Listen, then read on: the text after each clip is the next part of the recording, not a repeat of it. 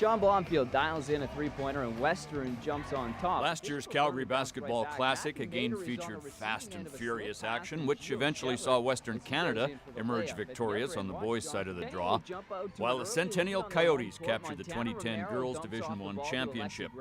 But were it not for a suggestion back in 2005 from a former teammate to ex-Canadian national team star Ken Larson to come out to Vancouver and see what they were doing, then the HSBC Classic might never have started up here in Calgary. But it has, and the tournament has flourished for all the right reasons.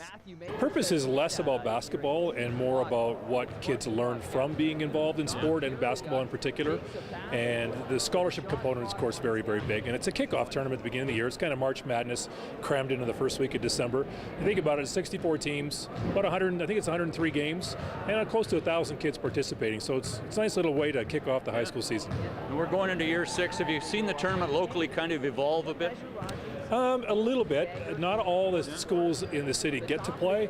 The divisions have changed a little bit over the years. You've got teams that are traditionally a little bit smaller, a little bit less talented perhaps, and you've got your big names, of course. But overall, the tournament's been pretty stable the last 6 years. What do you hope all the young athletes that take part, what do you hope they take out of their experience?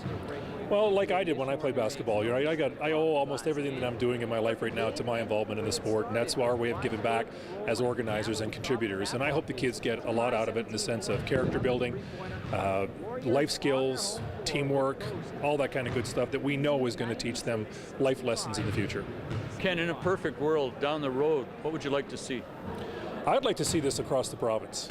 Larson says he's now working with Edmonton, and he expects them to be next to incorporate the idea of this type of basketball tournament.